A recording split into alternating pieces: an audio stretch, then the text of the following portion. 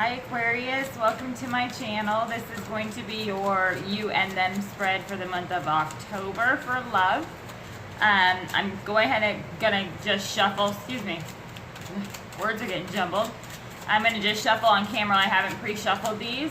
If you are interested in checking out the extended reading, please check out the description box below.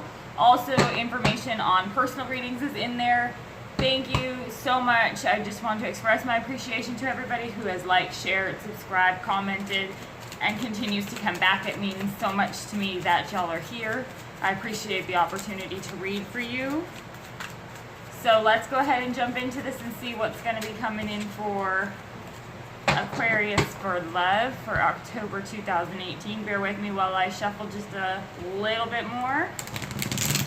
I'm sorry if you've got headphones and that's loud. I'm not trying to do that, I know, because I listen to them too, and it's annoying when my headphones are on, so I apologize.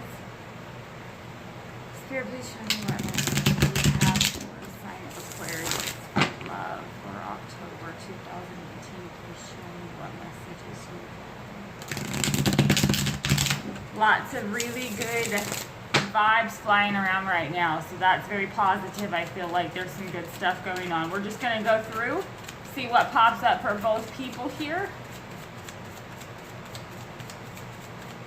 For Aquarius for love 2018, Spirit, please show me what messages you have for the sign of Aquarius for love.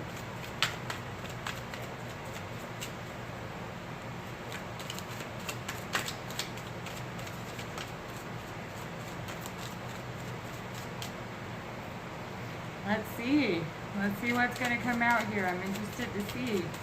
They're not jumping out easy. Okay, first one here. The World pops up. First card out. So this is for this first person here. Beautiful. And then we have the Moon.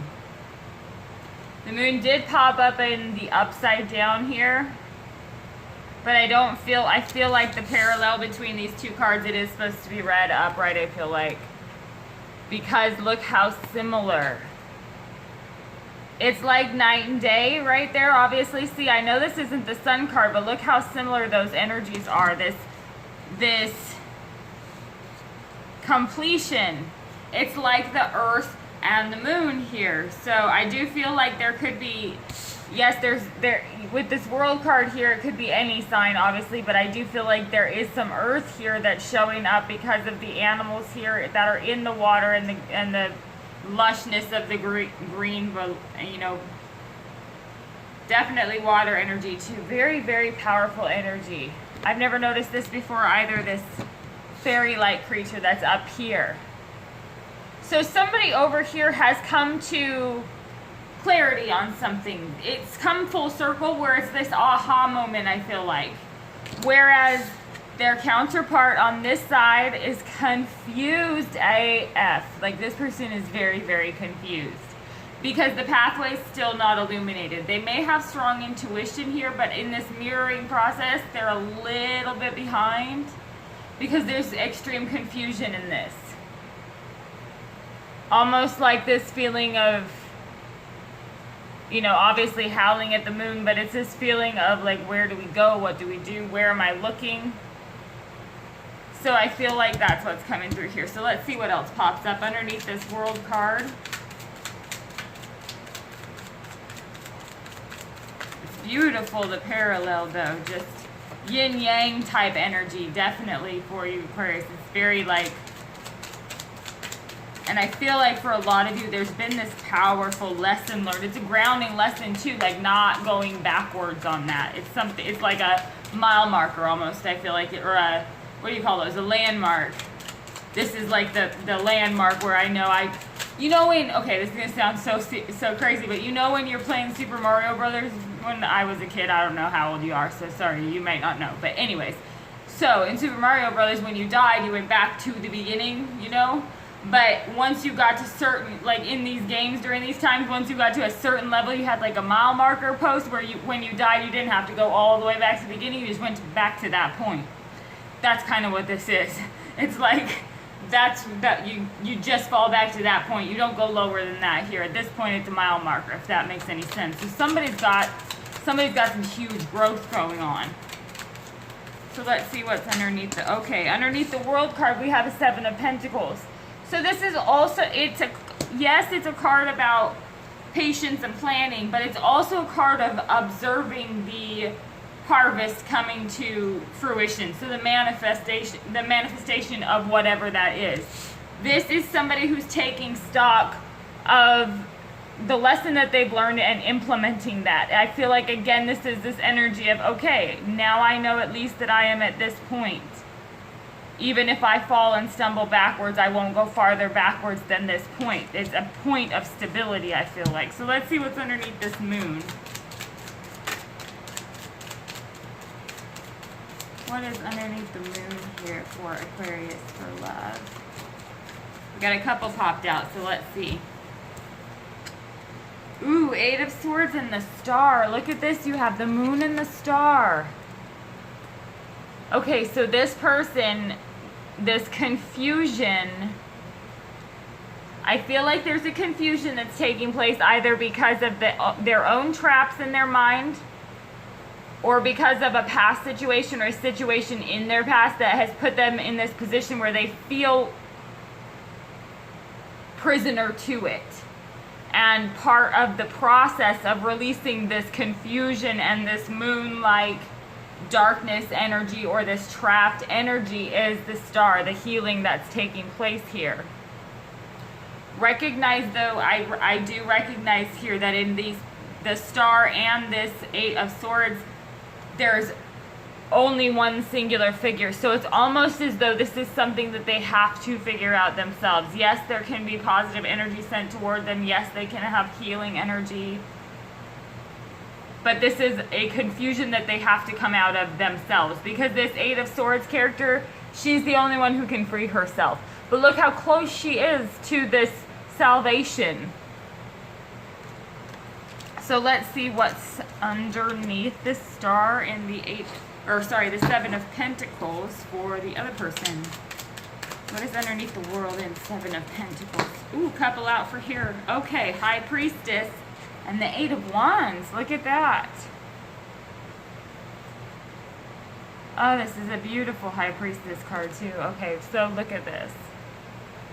Okay, so the World and this 7 of Pentacles energy. Now, what's interesting is the 7 of Pentacles energy is kind of contradictory to this 8 of Wands energy, as is the High Priestess energy. The High Priestess is a very still energy. I feel like what's happening here is that there has been a lesson learned for person A over here. There's been a lesson learned with this World card that has taught them the value of really evaluating, perhaps it's something practical, so perhaps the communication or evaluating the results.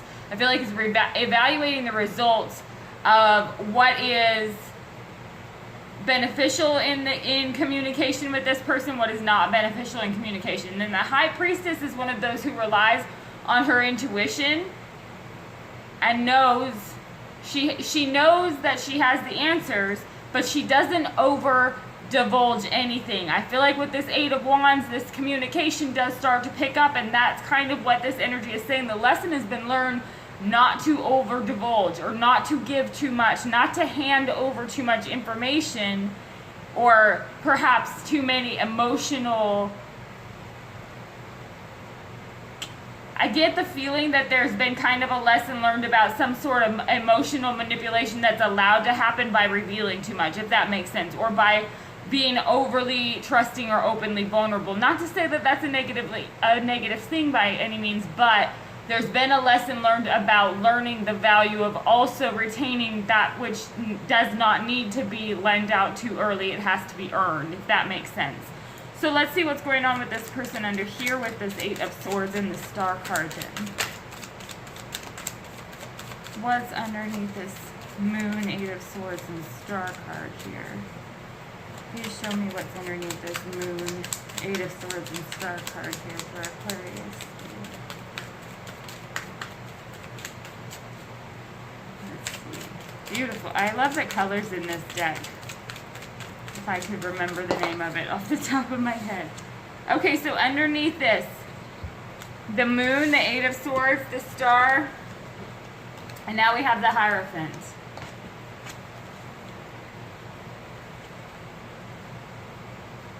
Star is backwards. Sorry. Okay, I'm trying.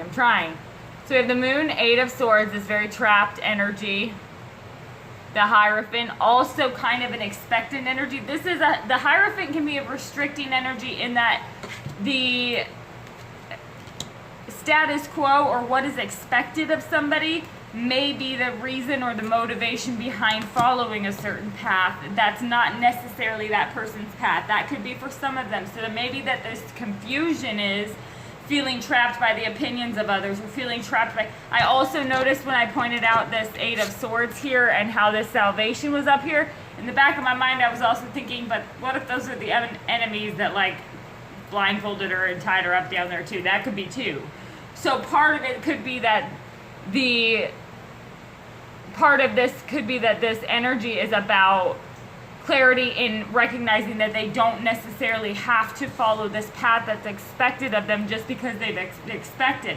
Because they feel trapped by that, perhaps confused by that. It's not a fulfilled feeling for this person to follow what is expected of them, but I feel like some of them feel obligated to do so, if that makes sense. And then we have this star energy that is opposing that here. And with this star and the High Priestess on this side, those cards I feel like kind of call to each other or are tied together along with the moon, because there's so much intuition involved in each of these energies. This energy is very spiritual and there's a strong connection. So part of the responsibility, I feel like, is to help even vibrationally help this person through...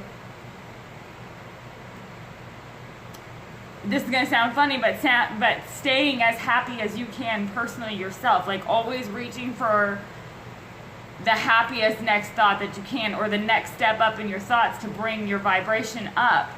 Because that's what's going to help this other person to get to be able to help bring their vibration up to where they can start hearing the intuition in it. Because it's a very trapped and expected to follow energy over here that I feel like is happening. So let's see. But with this star card present, that means that there is hope there, that this can come to a balance and the healing can take place. And that's your energy also right there in the middle of what's happening. So I feel like that's that clarity through the swords, you know, clarity through the darkness of the moon, clarity coming because you allow it. But that's not clarity that's bam in your face, you know, that's the kind of clarity that you kind of have to zone in on. And I feel like that's what's happening here. It's a powerful energy of choice, I feel like. So let's see what the energy of the relationship is then here. Spirit, please show me what messages you have for Aquarius for the energy. Ooh. Well, we have some that are already out, so let's see what they are. Three of Wands, Prince of Cups. So the energy of the relationship is saying it's almost there, it's just not there yet. That Three of Wands is waiting for the ships to come in, because it looks from this perspective that they're just now heading out. And the Prince of Cups here is that action behind the offer of emotion. So it's like waiting for that action behind the offer of the emotion, because we're not quite at the Four of Wands. It's a work in progress. And one thing that I do want to say that's pointed out here, and I want to point this out in the readings because I don't want anybody to be taking this and thinking, oh my gosh, if there's something bad happening or something negative happening, there's nothing I can do about it because it's here in the reading, so it's going to happen. That's not how this works. This is here to let you know what's there so you can play with that energy. You don't have to be resigned to what it says. It's just telling you what's there. You're capable of, manipulating and shifting that energy, but to do it from a place of doing what's right for you, what's keeping you happy, what's keeping you aligned, and what's keeping you in a good place. It's, that's what's most important here. The more that, one thing that has occurred to me lately is that, the idea of, I always have this feeling of, oh, I will unconditionally love this person. I unconditionally love them, but it hurts too that we're not together. It hurts. But really, that's not what it's about. It's the unconditional part of the love comes in because I unconditionally love myself. I unconditionally love myself regardless of what anybody else is doing around me. I don't have to feel that emptiness then, because it doesn't have to hurt. I unconditionally love myself regardless of whether that's what happened or that's what happened. And that's what allows things to come back in. It's the resistance that we build up to the pain that we're feeling that's starting to, you know, keep these things away from us. And that's what I feel like this is talking about. This timing of this relationship, it's saying, is completely up to you of how quickly you can elevate that Three of Wands, or that waiting period, how quickly you can elevate that high vibration to bring in the lightness of it, where it doesn't have to feel so heavy anymore. Because there's heavy energy here. Somebody's feeling trapped and boxed in and don't know what to do and confused, and that's heavy. And then as this person over here has learned this lesson, it helps to bring up this vibration where it doesn't have to be so heavy anymore. And that's when things move forward, when it's not so heavy anymore. So that's an awesome reading, actually, Aquarius. I feel like that's very positive for you. So thank you so much for tuning in. Please let me know if that's resonating with you, and I will speak with you soon.